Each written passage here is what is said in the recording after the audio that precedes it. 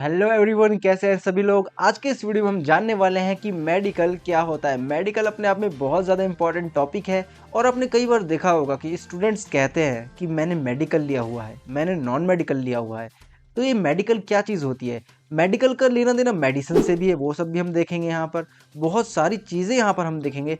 एक नंबर ये वीडियो होने वाला है। पूरी यूट्यूब पर आपको ऐसा वीडियो देखने को नहीं मिलेगा जहाँ पर इतने डिटेल के साथ मेडिकल के बारे में बात की गई है। तो dear students, without wasting any time, चलिए इस वीडियो को स्टार्ट करते हैं। जैसे ही आपकी क्लास 10th कंप्लीट हो जाती है, जिसे लोग मैट्रिक भी बोलते हैं, उसके बाद अगर आप साइंस स्ट्रीम चूज करते हो तो साइंस स्ट्रीम के दो पार्ट्स हो जाते हैं, यानी कि साइंस स्ट्रीम दो भागों में बट जाती है। एक होता है मेडिकल, एक होता है नॉन मेडिकल। अब यहाँ पर ध्यान देने वाली बात यह है कि मेडिकल और नॉन मेडिकल में सिर्फ एक सब्जेक्ट का फर्क होता है। जैसे कि पीसीबी, मेडिकल के अंदर होता है पीसीबी। पीसीबी यानी कि फिजिक्स, केमिस्ट्री, बायोलॉजी।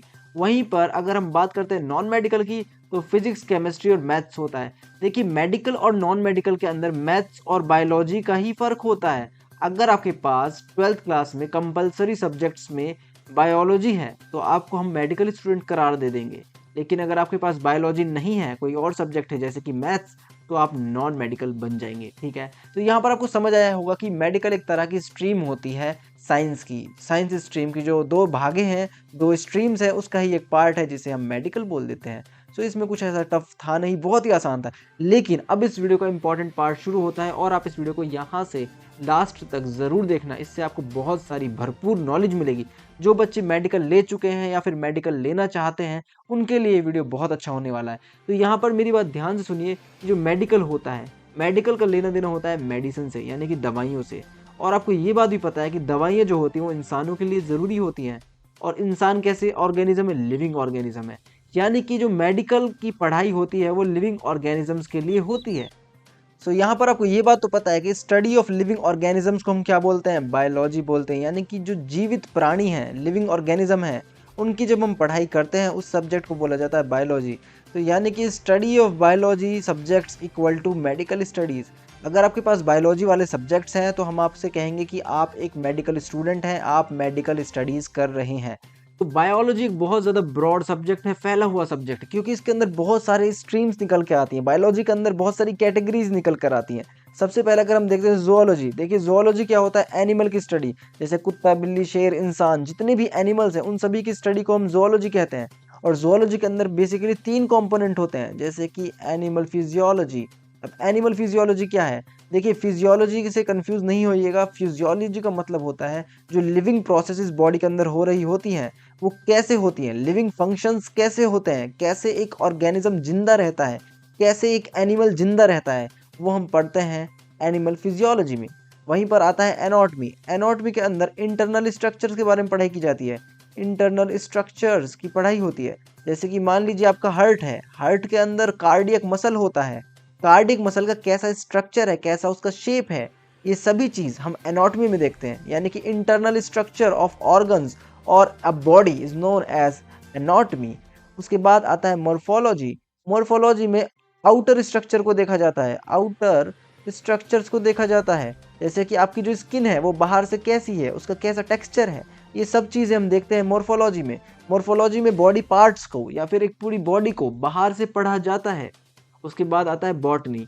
बॉटनी बहुत आसान है। देखिए, जो प्लांट की स्टडी होती है, देखिए जूलॉजी में हमने पढ़ा एनिमल्स की स्टडी, बॉटनी में होता है प्लांट्स की स्टडी, पेड़ पौधों की स्टडी। ये पेड़ पौधे कैसे फंक्शंस करते हैं, कैसे इनके अंदर फोटोसिंथेसिस, ये सब प्रोसेसेस हो रही होती हैं, ये हम पढ़ते हैं प्लांट फिजियोलॉजी में। प्लांट फिजियोलॉजी में प्लांट के अंदर जितनी भी इंपॉर्टेंट प्रोसेस हो रही होती है उसके बारे में पढ़ा जाता है। उसके बाद आता है एनाटॉमी। एनाटॉमी में प्लांट के अंदर जितने भी टिश्यूज होते हैं, सेल्स होते हैं, उसके इंटरनल स्ट्रक्चर होते हैं, उसको हम एनाटॉमी में देखते हैं। और मॉर्फोलॉजी में मैंने आपको बताया कि आउटर पार्ट्स के बारे में पढ़ाई की जाती है, चाहे वो एनिमल हो या फिर वो प्लांट हो। तो यहाँ पर प्लांट की बॉडी के जो आउटर बॉडी पार्ट्स हैं, जैसे कि लीफ का आउटर स्ट्रक्चर कैसा है, रूट का आउटर स्ट्रक्चर कैसा है, और उसकी स्टेम का आउटर स्ट्रक्चर कैसा है, ये सभी मॉर्फोलॉजी में पढ़ा जाएगा। उसके बाद आता है जेनेटिक्स। जेनेटिक्स के अंदर क्या होता है? देखिए, जेनेटिक्स, जेनेटिक्स यानी कि स्टडी ऑफ जीन। अब जीन क्या होता है? जीन डीएनए का एक छोटा सा पार्ट होता है। जीन डीएनए का एक छोटा सा पार्ट होता है, उसे बोला जाता है जीन। तो जीन की स्टडी, जीन का यूज़ हम कैसे कर सकते हैं, ये सभी चीज़ें हम पढ़ते हैं जेनेटिक्स में। और इसकी बहुत सारी ब्रांचेस निकल कर आ जाती हैं, जैसे कि genomics, molecular genetics, genetic engineering, cytogenetics. Cytogenetics में हम सेल के अंदर की जो जेनेटिक्स है उसको पढ़ते हैं। डिफरेंट डिफरेंट सेल्स की जेनेटिक्स को पढ़ते हैं कि कैसे उनके जीन्स बन रहे हैं, क्या क्या फंक्शन कर रहे हैं, कौन कौन से प्रोटीन वो बना रहे हैं, कैसे उनकी बॉडी का स्ट्रक्चर चेंज हो रहा है, जीन किस तरीके से रिस्पॉन्सिबल है। तो जेनेटिक्स अपने आप में बहुत ज़्यादा ब्रॉड कैटेगरी हो जाती है बायोलॉजी के अंदर। उसके बाद आता है स्टडी ऑफ माइक्रो ऑर्गेनिज्म, जिसे हम बोलते हैं माइक्रोबायोलॉजी। यहाँ पर बेसिकली 4 हैं: वायरोलॉजी, बैक्टीरियोलॉजी, माइकोलॉजी, फाइकोलॉजी। देखिए, वायरोलॉजी में हम वायरस के बारे में स्टडी करते हैं, वायरोलॉजी में वायरसेस के बारे में स्टडी की जाती है, बैक्टीरियोलॉजी में बैक्टीरिया के बारे में स्टडी की जाती है कि बैक्टीरिया का शेप कैसा है, कैसा वो डिजीज़ करता है, कैसे हमारे लिए हेल्पफुल है। माइक्रोबायोलॉजी या फिर माइकोलॉजी, माइकोलॉजी में फंगाई की स्टडी की जाती है, फंगाई या फिर फंगी जो आप बोलते हो, फंगी फंगाई दोनों ठीक है, कुछ भी बोलिए, स्पेलिंग ठीक रखिए बस। तो माइकोलॉजी के अंदर फंगाई की स्टडी की जाती है, और फाइकोलॉजी के अंदर आप मुझे कमेंट सेक्शन में बताएंगे किसकी स्टडी की जाती है। अगर आपने कमेंट सेक्शन में आंसर लिख दिया है तो बहुत अच्छी बात है, अगर नहीं आपको पता है तो फाइकोलॉजी में एल्गी की स्टडी की जाती है, एल्गी की स्टडी की जाती है।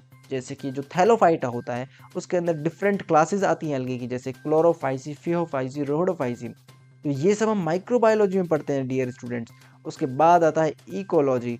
इकोलॉजी में हम यहाँ पर interaction between organism and environment देखते हैं, किस तरीके से ऑर्गेनिज्म अपने इन्वायरमेंट के साथ इंटरेक्ट कर रहा है, क्या क्या उनके बीच में रिलेशंस हैं, किस तरीके से वो एक दूसरे के ऊपर डिपेंड है, कैसे इन्वायरमेंट ऑर्गेनिज्म से अफेक्ट होता है और कैसे ऑर्गेनिज्म इन्वायरमेंट से अफेक्ट होता है। तो यहाँ पर ये बहुत बेसिक चीज़ें हमने देख ली हैं।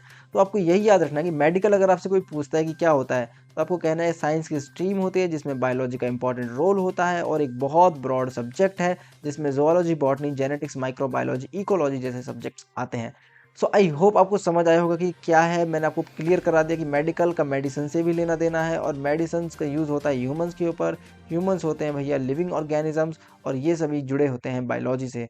सो अगर आपको ये वीडियो अच्छा लगा तो इस वीडियो को ज़रूर लाइक करें। इस वीडियो को लाइक करने के बाद चैनल को सब्सक्राइब कर दें, और अपने दोस्तों के साथ इस वीडियो को शेयर कर दें ताकि उनको भी क्लियर हो जाए कि मेडिकल क्या होता है। सो गाइज, अब हम मिलेंगे किसी और दिन किसी और शानदार वीडियो में। तब तक के लिए आप अपना ख्याल रखना। Take care, bye.